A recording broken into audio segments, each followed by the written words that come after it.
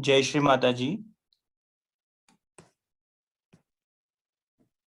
परम पूजनीय श्री माता जी के चरण कमलों पर नतमस्तक होकर प्रणाम करेंगे और बंधन लेंगे। We'll all bow down at the holy lotus feet of Shri Mata Ji and take bandhan.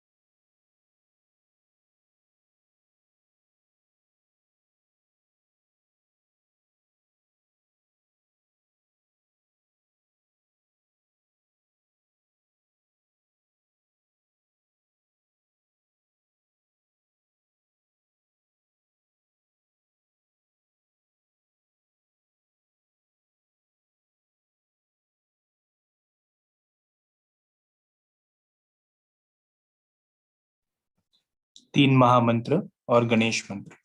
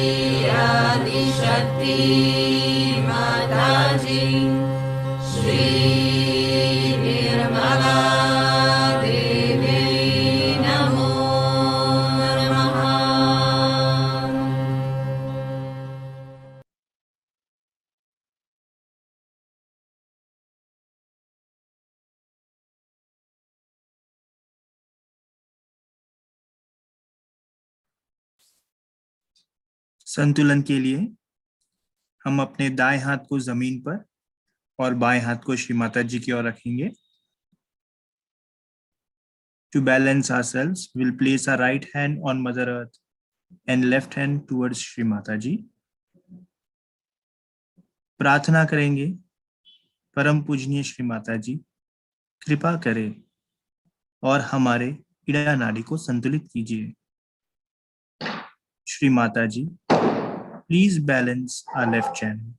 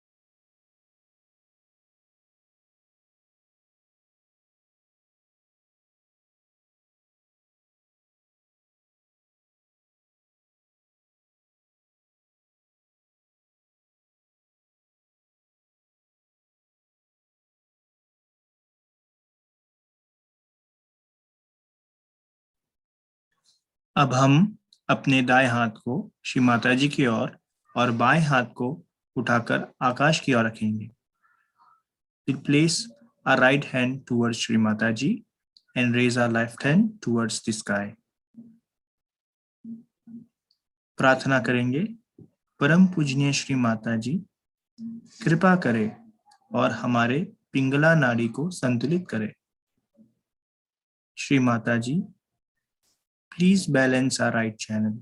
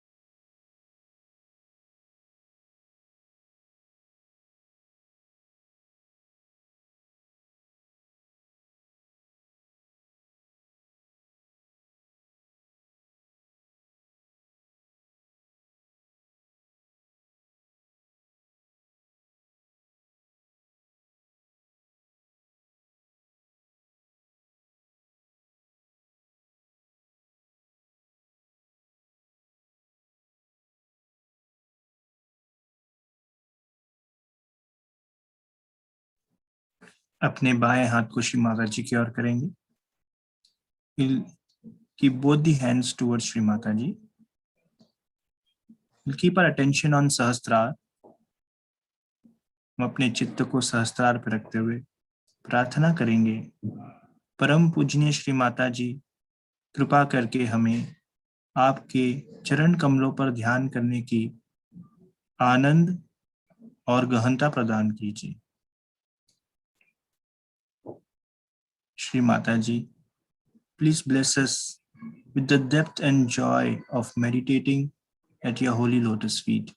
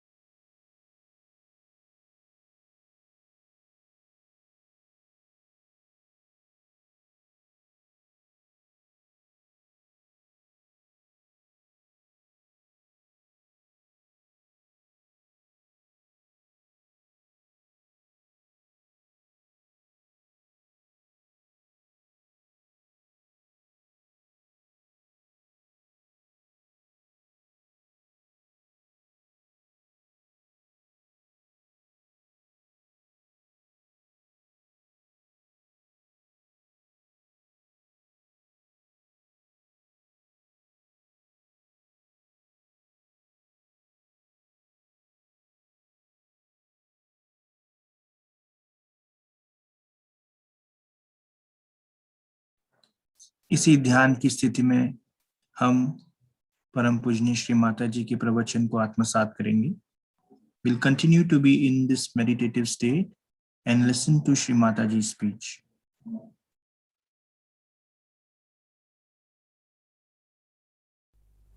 And the three processes through which we pass.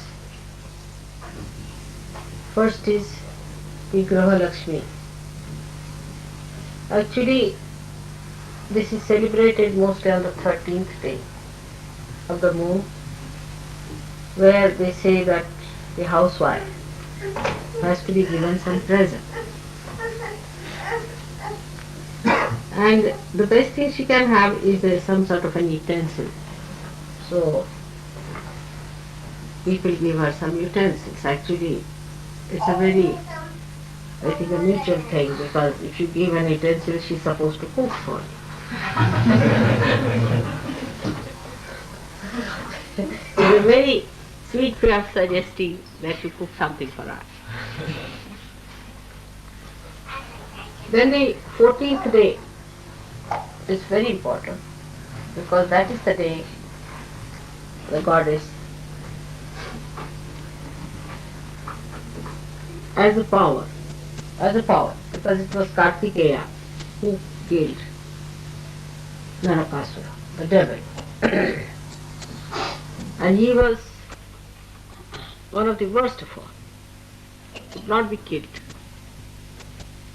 So Shiva and Parvati were married for the special purpose to produce this powerful Shakti Putra, the son of the Shakti, known as Kartikeya.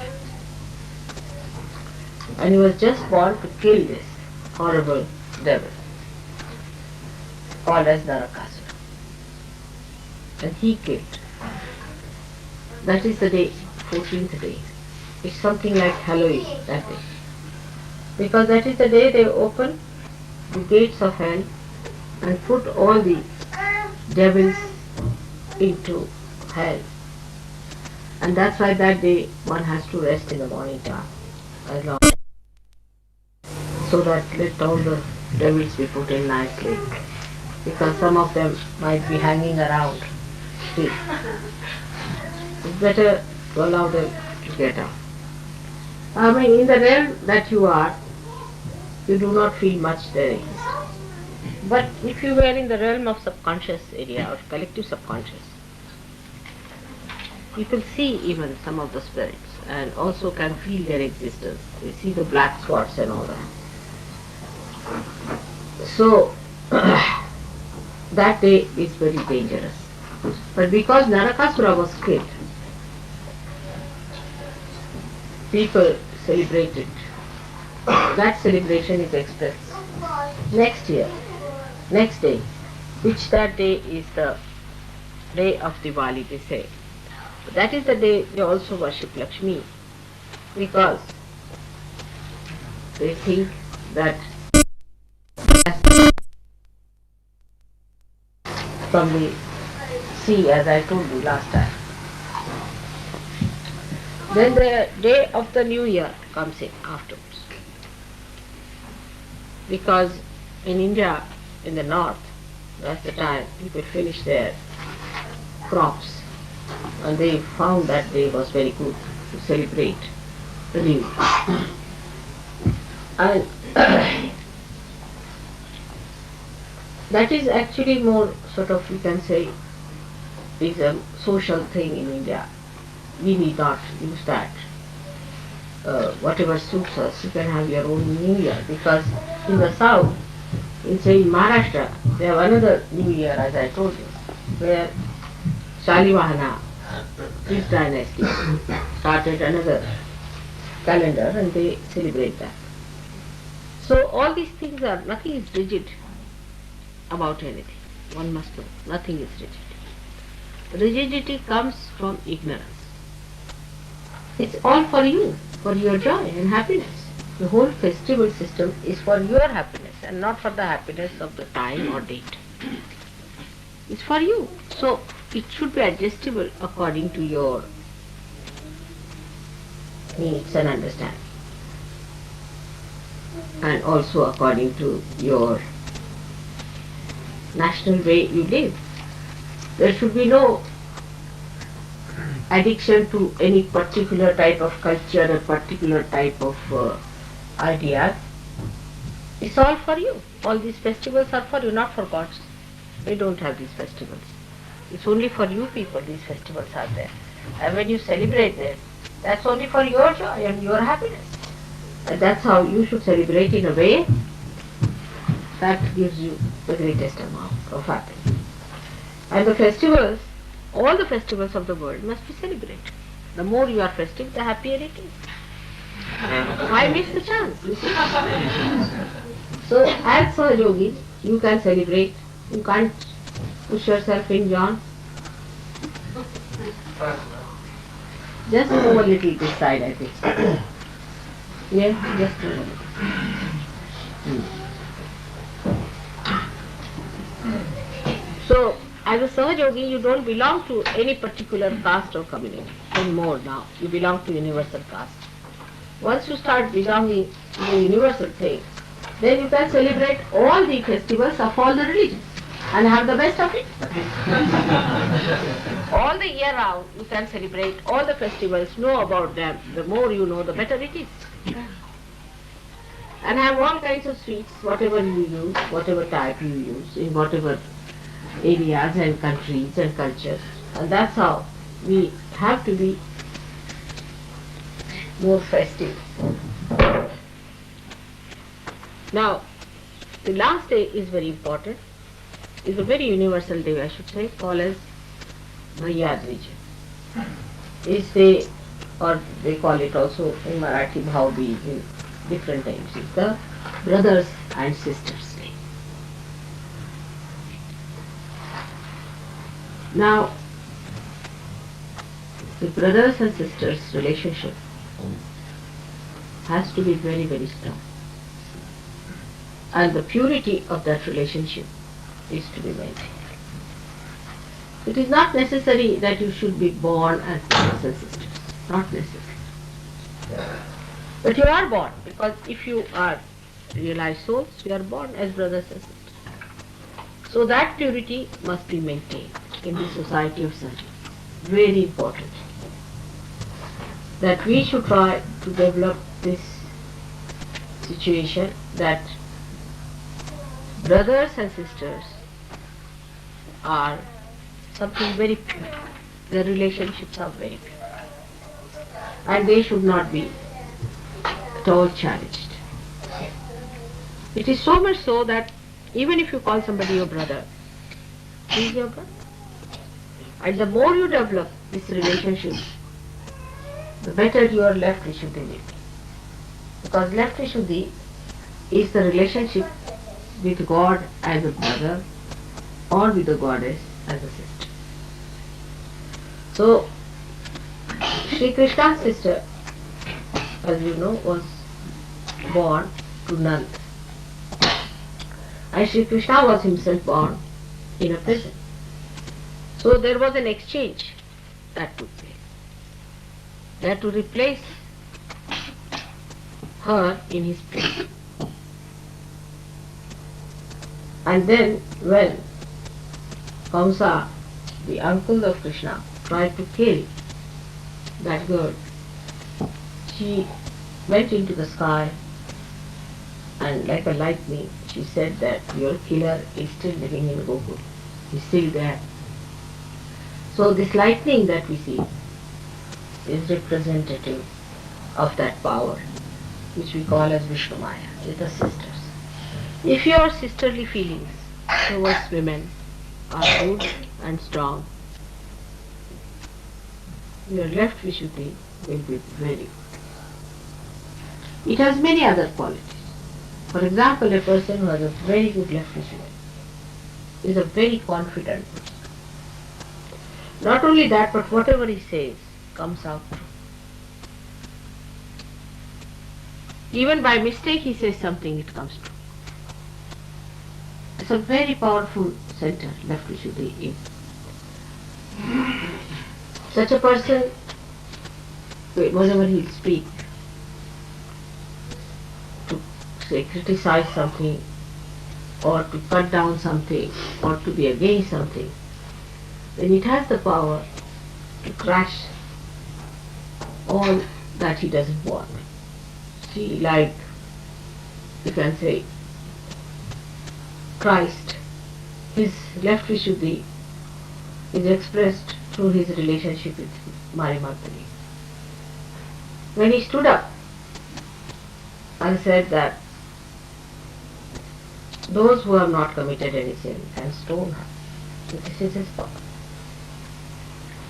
The sin of the people just crushed them completely. They finished because the sin was there, and the sin was of left vision. There was no purity. And when there is no purity, a person who is so pure says such a thing. All these people lost their powers. They couldn't even stone. Now, this sister of his was born later on as Draupadi. And that too very near the place we have been to Vani, where we saw. Gavi, you remember when we were going to Nagpur? Near Vani, she was born, that place, and there's a very big temple of that. She was called as Draupadi. And you know how Sri Krishna tried to save her chastity. Now, people, I've heard, are trying also to say things against Mary Magdalene and against Christ and all kinds of things. See, this is a sign of the decadence of our brains and our morality, that we cannot see purity in any relationship. We cannot see any purity in any relationship. So we as Sahajogis have to develop more of that. Instead of that, what I find that people, especially in the West, try to think whom we are going to marry whom. These relationships are established. These are wrong. There is no need to go on organizing marriages and playing these games of romance and all that. If marriage has to take place, it will take place. But don't spoil the atmosphere. There are some people who are just like barbers who try to organize marriages, you see, and take a great pride in arranging marriages with this one to that one and that one to that one. It's not a desirable thing. One should not do it. There's no virtue in these things, is to organize marriages all the time. When the marriage time comes, it takes place. Now at the time of Muhammad Sahib, a big question arose because there were very few ladies, very few men, and many ladies of all age groups. And they didn't know what to do, how to save these girls, because so many men died in the war.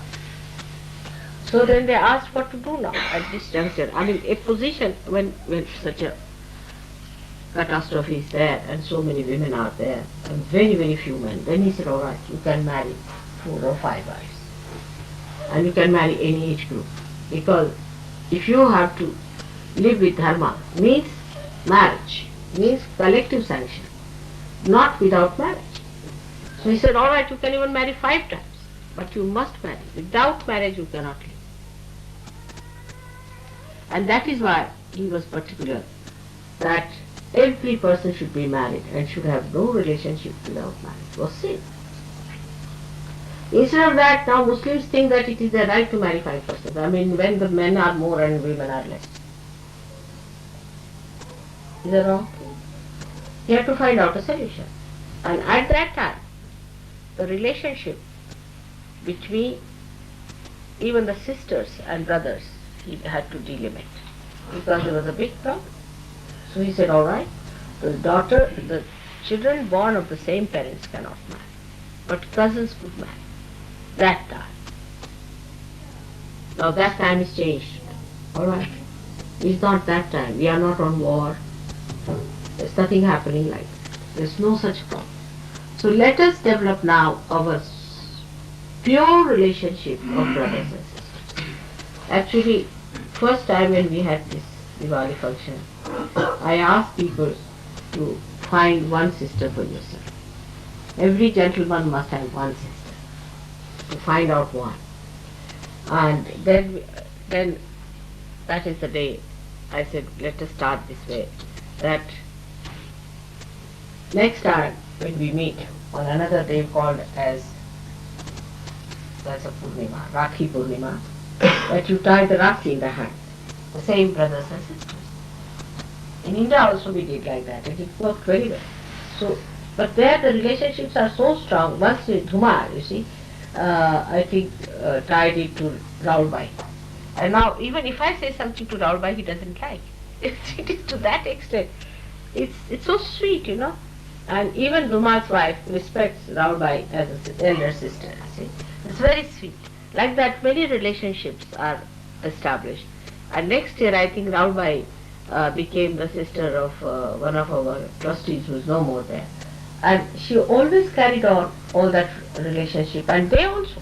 I mean, imagine, the whole thing is that that relationship is so special, so close, and so pure. And such a relationship one should develop with a lady, any woman, or any friend you want to have. And one should remember that it cannot cross a certain limit. There has to have a maryada. Otherwise they become brothers and sisters and then they marry. It's not possible. So we have to have the boundaries. That is very important. In Sahaja Yoga we have to have maryadas and boundaries. And one of them is this, that once you call somebody a brother or a sister, it's an absolutely pure relationship. Little further we'll go with that. And that the relationship with the, as I had told you before, that with your, say, a husband's younger brothers is just like that. They are like your younger brothers, all of them. Husbands, younger brothers, or younger Sahajogis than your husband are. The other way down is for all the ladies,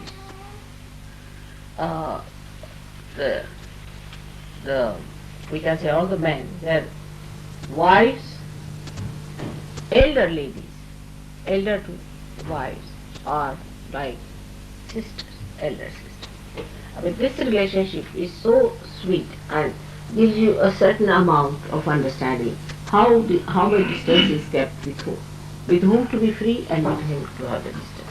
And this must be maintained in such a beautiful way that this purity is not corrupted. You keep to pure standards. This is the nourishment of Sahaja. It's the nourishment of yoga, purity. Purity is the most important thing for us. Purity in every way.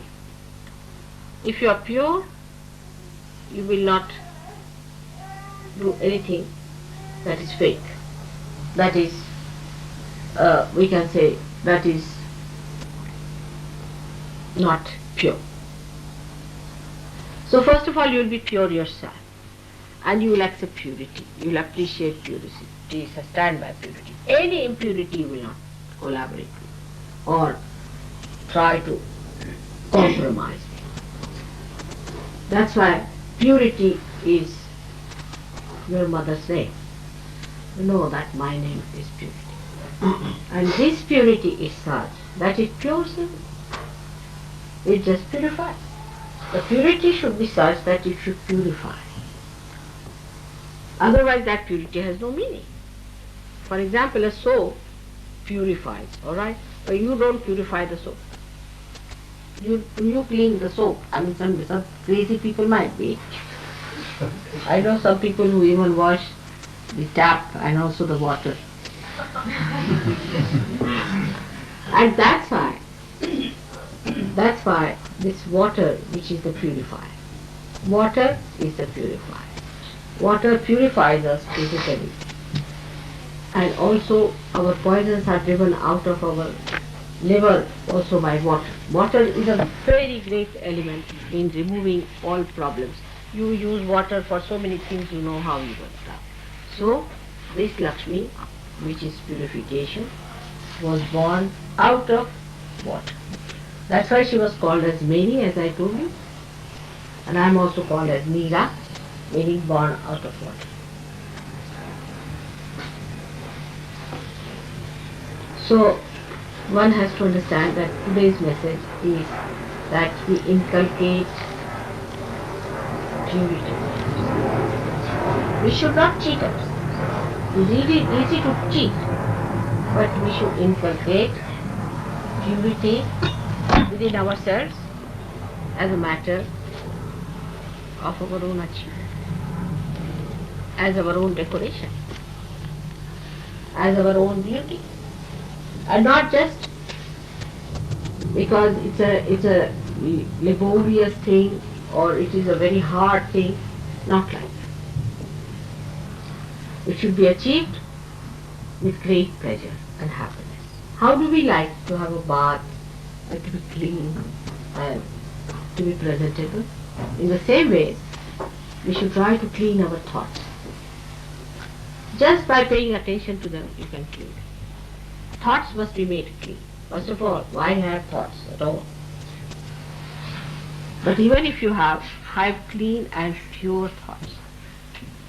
Even if you have to have, don't have thoughts full of arrogance, aggression, or of fear. Some people think that if you have thoughts of fear, it's a very good thing. Oh, I'm frightened. I am afraid. It's impurity. Why should you be afraid? That means you're left with these kinds. There's no need to have any fear of any kind. No need to have any fear of any kind. If you have to have fear, that means there's something wrong with you. If you believe that God is above all, you are a realized soul, and that God is going to look after you, that He is your Father, and that He is open His gates to you, what is there to be afraid of? Many people think that way, that if you have the fears, you are humble. Humility is different from a frightened person. It's absolutely a different thing. It has nothing to do with humility. So, to be humble is different, and to be frightened is different. For Sahaja yogis, it is very easy to find out through their vibratory awareness what is fear and what is humility. Because humility will give you vibrations and fear will catch all the left side.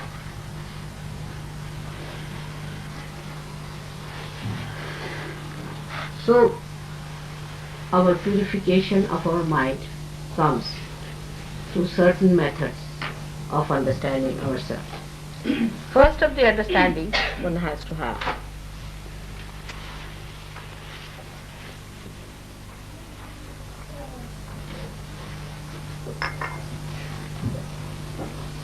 that we are born in a family, born in a society, born in a so-called religious sect or whatever. So all these fixations have put into us certain amount of impurities, which may give us ego, superego, anything it might be. So to keep it pure and simple is take to water element as much as you can. It helps both ways. It helps ego, it helps superego. Take to water element. And that is what Lakshmi is. Lakshmi is the one that gives you the Mahalakshmi Tattva. From the Lakshmi only the Mahalakshmi's principle comes in. And this is after the purification through the Lakshmi process. Christ has said, if you want, I can give you gold bars. You can live with it. But those who love me will only enter into the kingdom of God. And I will eat with them. Means those who are pure only I will eat with them. I will not eat with people who are impure. You are so, all the incarnations are aware of it. That they have to be with the pure people and they have to help the pure people. But he so clearly said it. That if you want Lakshmi, you can have it. That's money. But that's not Mahalakshmi. So from Lakshmi to Mahalakshmi state. You have already got your realization, you do not know how much you have got it already. You are already having the Mahalakshmi principle. And what is the Mahalakshmi principle? That's the point. Can I ask this question?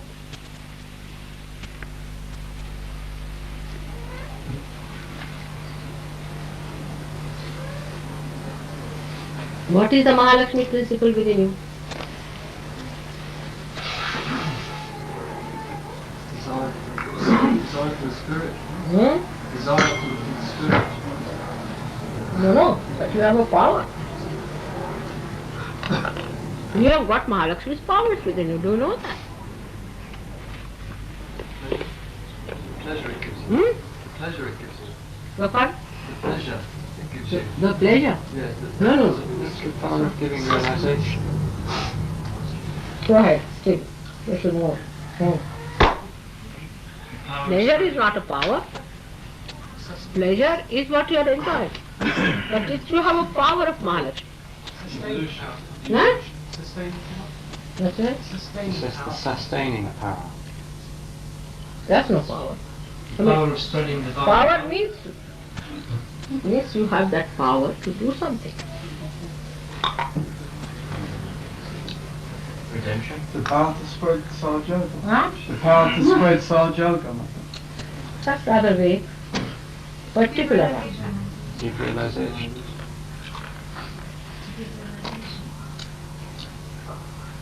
To evolve. Huh? To evolve. What is it? To evolve. But to evolve is your own. Power is what you do to others. The whole thing I told you just now is to purify. You have the power to purify. How do you cure people? By purifying them. Alright? Now just think how you purify others. By talking to others, you can purify them. By touching others, you can purify them. By looking at them, you can purify them. One person who is a realized soul purifies the whole atmosphere. Your atmosphere is purified. Since I have come, it has been warm enough. You purify everything. You purify this light. Do you notice that?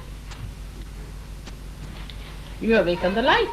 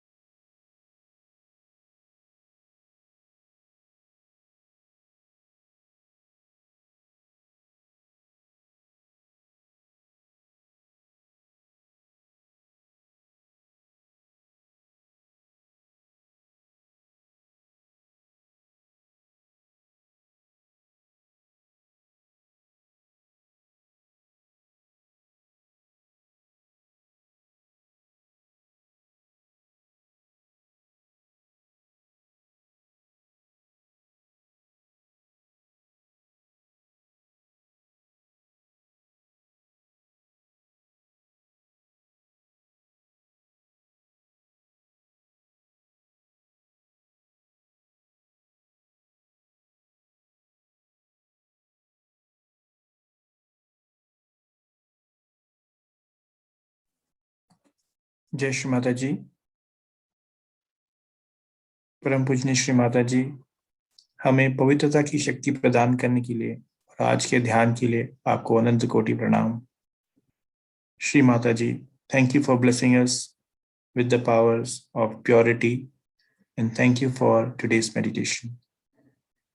हम सभी श्री माता जी के चरणों पर नतमस्तक होकर प्रणाम करेंगे और बंधन लेंगे।